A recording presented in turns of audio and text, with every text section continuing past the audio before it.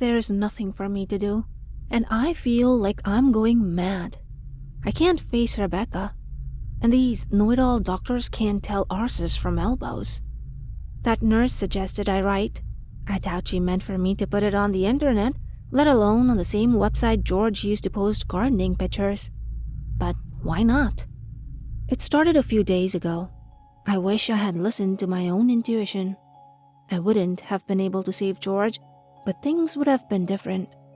We were married for nearly 40 years. It wasn't always easy. He could be a very stubborn, frustrating man. And then there was his work. It damaged him, that I knew. Wore him down like a weight on his soul. And I had struggled too, raising Rebecca alone when he'd be away for years with infrequent leave and I not knowing if he was going to come home in a box. But that all changed when he retired nearly a decade ago. We moved to a beautiful little house with a few acres of land. All overgrown at first, but George had put himself to work. He could never abide idleness, and he was determined to stay fit. I watched from the kitchen as over the months he turned the overgrown woods into his own little paradise.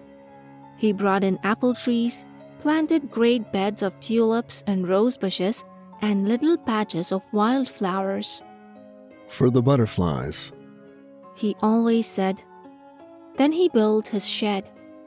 I told him it looked god-awful, but he insisted he needed a place for his man hobbies. In the end, I let him, but I still hate that shed.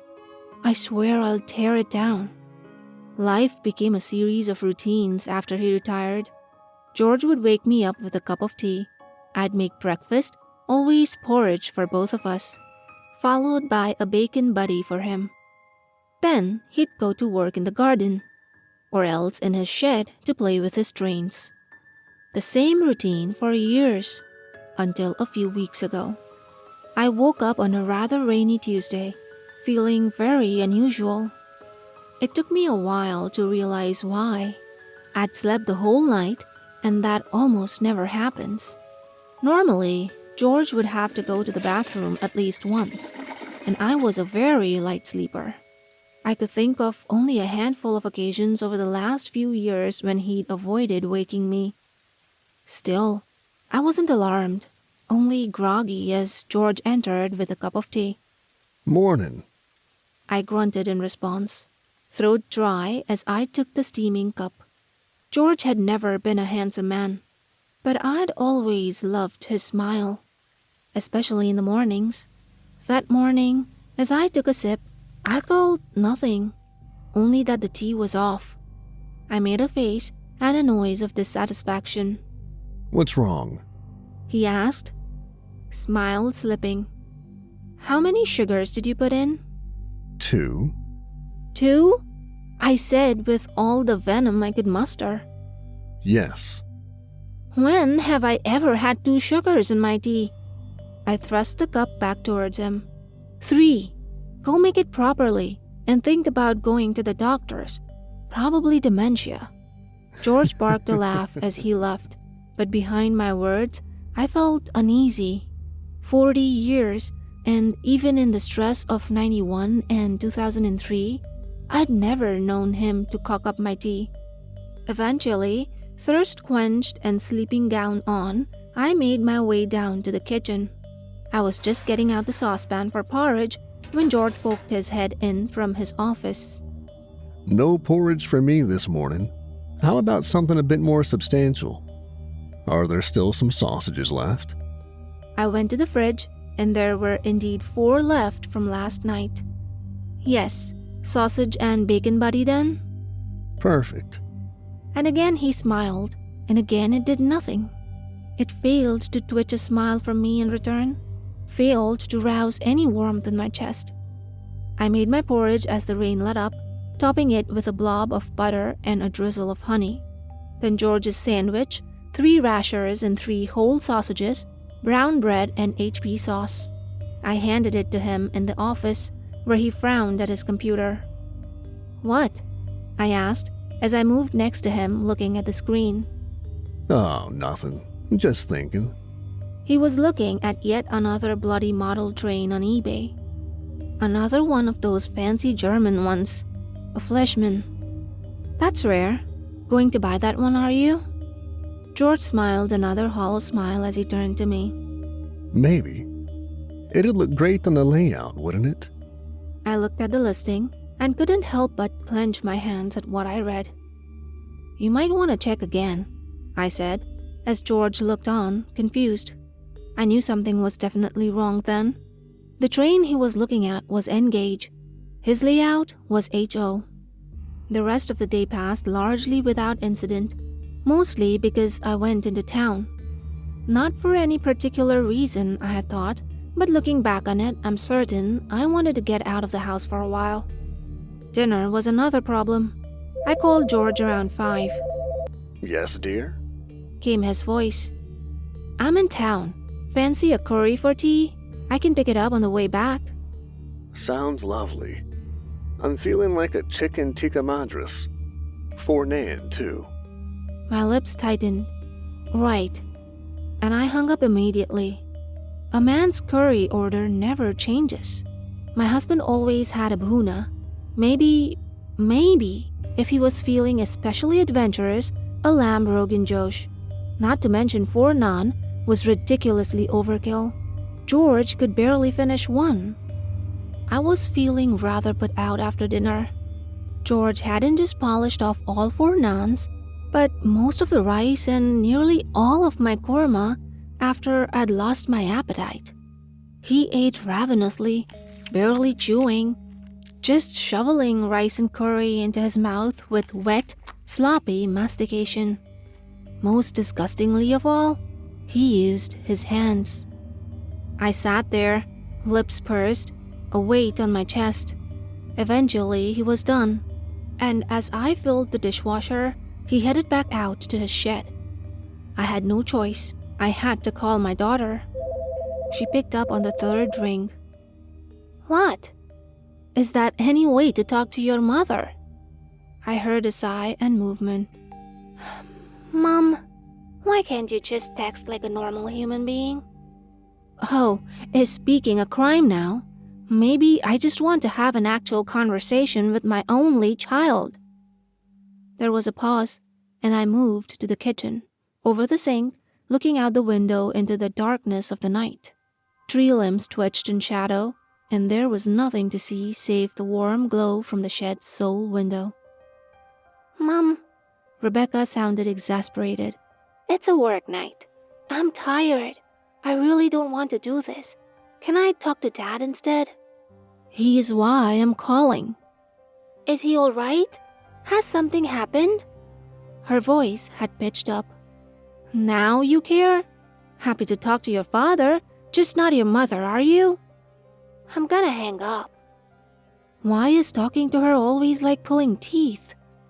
No, Rebecca, listen. Your father, he has been acting strange. Another sigh. He's always been strange. No, I mean, he's been scaring me. An edge of concern crept back into Rebecca's voice. What do you mean, scaring you? Has he been, violent? No, of course not. Don't be so stupid. It's just, he is different. Now my daughter sounded thoroughly pissed off. Mom, he's always been different. Tell me what the heck you mean. No riddles. He is off, Rebecca. First, he forgot how to make my tea. Then, he ordered something he's never had before from the curry house. He even forgot what scale his bloody trains are. The silence lingered so long, I was sure Rebecca had hung up. Mom, you're just being weird, like always. She sounded so tired. Sometimes, people want to try new things. Sometimes they forget stuff. I'm sorry we can't always be exactly who you want us to be, Mom. Then she hung up. And I stood alone in the kitchen, looking into the dark. He stood at the shed window looking out, looking at me, watching me. I didn't know for how long. Panic washed over me like a wave, cold enough to knock the breath out of me. He was nothing more than a George-shaped silhouette backed by orange light. Yet, I knew he'd been watching. He stepped out of sight as if he was hiding. I calmed myself eventually, put the TV on, had a glass of wine, then another. When I went to bed around midnight, I went alone. That wasn't unusual. George was often out in his shed till late, tinkering with something. I had been drifting, somewhere between waking and dreaming when he entered. I was facing away from the door. Normally I barely reacted, but that night, the hairs on my neck rose and my heart pounded as I heard him undress and get ready for bed. The sounds of the belt buckle jingling down, the opening of the bathroom door, running water, the toothbrush. Then he got into bed, and I knew he wasn't my George. I felt his heat, his body, as he snuggled up close to me. I shuddered as a stranger wrapped his arms around me, felt an unfamiliar breath on my ear. Then it whispered, "I killed your husband." I had somehow slept. When I woke, I was confused and scared and sick to my stomach. But the sun was shining. I could hear birdsong. A knock at the door. What? "May I come in, dear?" I was still groggy, and at that moment was sure yesterday had been some sort of nightmare, or else I'd had a funny episode. It had happened before. I said yes, and in walked George, tea in hand. My sickness struck tenfold, and I was sure I was about to lose whatever was in my guts. Then he smiled. It was that smile, George's smile, the one reserved for me. My belly fluttered with conflicting feelings as I hesitantly accepted the mug.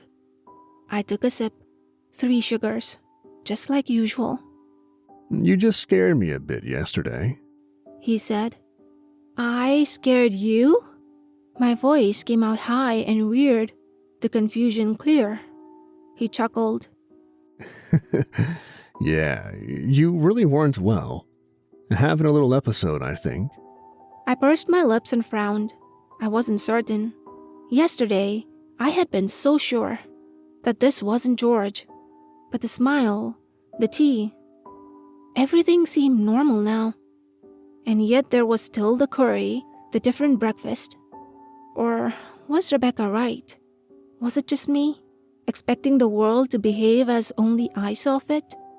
I got up after my tea, got dressed, went downstairs, made breakfast. No odd requests this time. Porridge, bacon buddy.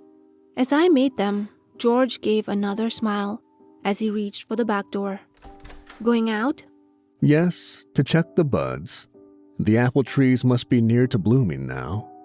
And he went. I watched him wander his garden, examining the tiny brown knobs on the branches of each of the snarled apple trees in turn. I was feeling almost like myself again when he came back in. I was even considering calling Rebecca to apologize. Then I went into the office and served George his breakfast, and everything broke. He tore at the sandwich, ripping chunks from it with both hands, shoving bread into his mouth in a stream of alternating hands. Then he lifted the porridge bowl with both hands, ignoring the spoon, and drank it all. He turned and smiled again as he finished, but this smile had none of George to it. No warmth or kindness or familiarity or love. It was the smile of a beast, and I fled out his office. I can't really run at my age, but I was quick out the front door and into the car. I was halfway to the town center before I returned to my senses. I definitely wasn't mad. George, my husband, had to be dead, and that thing was masquerading as him. It was still early when I parked outside the police station. I walked past the patrol cars and went in. It took a long time. I looked at the grimy carpets, up at the flickering white lights, and around at the people. All young people, tatty clothes that made them look like criminals themselves, stupid hats and dumber tattoos. I hadn't stepped foot into a police station in nearly 50 years, and I almost wanted to turn and leave. Then, I was called up by a tired-looking young policewoman at the desk. How do you explain that your husband's missing when someone that looks just like him is living in your house? From there, I was passed around and must have spoken to every copper in the county. Look, ma'am. The officer spoke slowly, pity on his ruddy round face. If you feel that something's the matter with your husband, you need to talk to him. This really isn't a police matter. I was angry, to put it mildly. 20 minutes I'd spent speaking to a string of officers. Now, I had been dumped on this overweight, bald sergeant. Is there anything you can do? I refuse to leave unless you help me. It's not safe at home. The portly officer stood up, sighing and rubbing his eyes. Well, the most I can do is a concern for welfare procedure. A what? I asked. It means we can go and check everyone's okay. That's all. But you'll come? To the house? Not me personally, but a constable will be dispatched to your home address to check on you and your husband, yes. When? The sergeant's nostrils flared. As soon as we can. About an hour's time. But please, we have a lot of important work to do, ma'am. So if there's nothing else, I have to ask you to leave now. It wasn't much, I reflected as I got back in my car. But if the police were coming, I had an opportunity to expose that thing playing at being George. I just needed to make them see. I stopped at Tesco's, heart pounding in my chest, knowing I had to return home. I sat in the car park under churning clouds, the soggy prawn mayonnaise sandwich making my guts churn in kind. I was moving through the world in a haze of fear. Soon, I found myself driving yet again, around the roundabout, stuck behind a grimy white van, then pinned in by the hedgerows. As I turned off and the car climbed up the drive to my house, I felt utterly trapped. Clouds were gathering overhead, throwing all into an early twilight. Just a few minutes, I thought, and the police will be here. I struggled with the keys, nearly dropped them a few times, but as I fussed with them, the door was unlocked from the inside and swung open. And there was that thing with George's face. It ushered me in with a hollow smile. Welcome home. George would never say that. As I turned to close the door, I saw a police car coming up the drive. I scrambled to swing it back open, gesturing wildly to the two coppers that stepped out, a young man and an older woman. I didn't recognize them from the station, but they exchanged a look as they walked up. The short policewoman went straight for George. Good afternoon, Colonel. The thing smiled as it cut her off. Please, I'm retired now. Just George is fine. The woman nodded. Right. Her eyes slid over to me as she spoke. Your wife came into the station earlier. She requested a welfare check. She looked back to my fake husband. Some sort of domestic trouble. It nodded, faking a look of concern. Ah, I see. You'll have to forgive her. She's not been quite herself recently. It shrugged. Age catches up with us all. The woman smiled a sympathetic look. I interrupted. Can I speak with you privately, Constable? There was an edge to my voice that made the woman frown, and the young policeman stepped closer. Of course. Would you like to step outside for a minute? I closed the door behind me, but through the frosted glass I could feel it standing there, watching me. That is not my husband. The policewoman looked confused, hand crawling towards her belt. What do you mean? We have him on file as... That's not him. It looks like him, sounds like him, but that isn't George. The two officers shared a look. Last night, I went on, it told me it had killed George. A few minutes later, I had composed myself. It was clear the police didn't really believe me. But it didn't matter. They saw how scared I was. They knew something was wrong. I went to open the door. The obscured figure of that thing, still just standing, watching.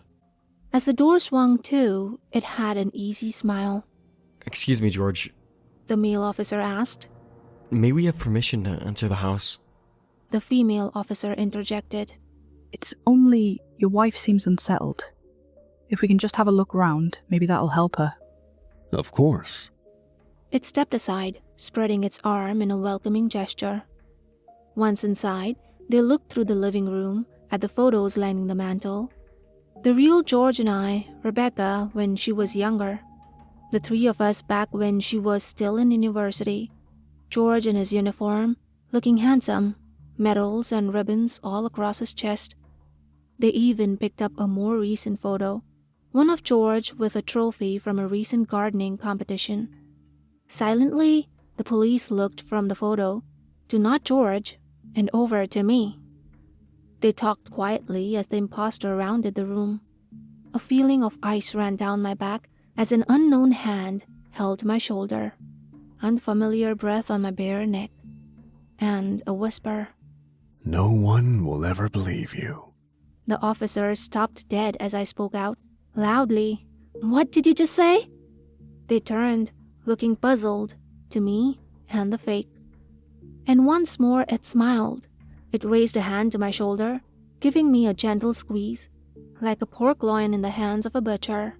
I said I'll do whatever it takes to help you. The imposter turned to the officers, glided round to them. Is there anything else I can do to help, officers? The man spoke quietly into his radio as the little woman shook her head. My stomach dropped at her words. It's obvious you have everything in hand, though. She twisted to look at me. You should probably get us seen by someone as soon as possible. The thing with my husband's face twisted its head to look at me.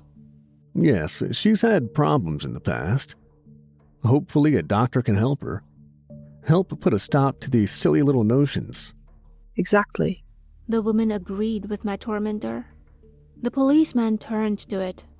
We've got her in our system now.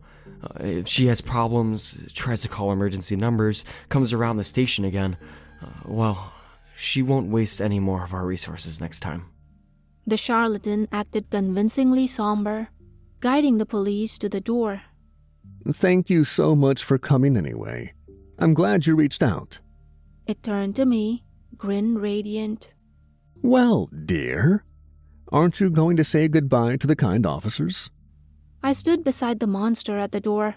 It had started to rain outside. My chest was tight. I could scarcely breathe, and my hands shook as I made eye contact with that little policewoman one last time. Please, I choked. The woman just smiled sadly and waved. Then they got in their car and leisurely turned out of my driveway as the rain grew harder and the wind picked up. Don't you see? A cold voice spoke from the figure beside me. No one believes you. They never will. Not even your own kin. Whatever you try, you're mine to do with what I will. I turned and ran into the house, its head twisted all the way around on its neck, eyes following me. In the kitchen, I stopped and yanked the big carving knife from the block. Stay back! I whipped around, pointing the blade at the fake. Whatever sodding games you want to play, whatever you are, I've had enough.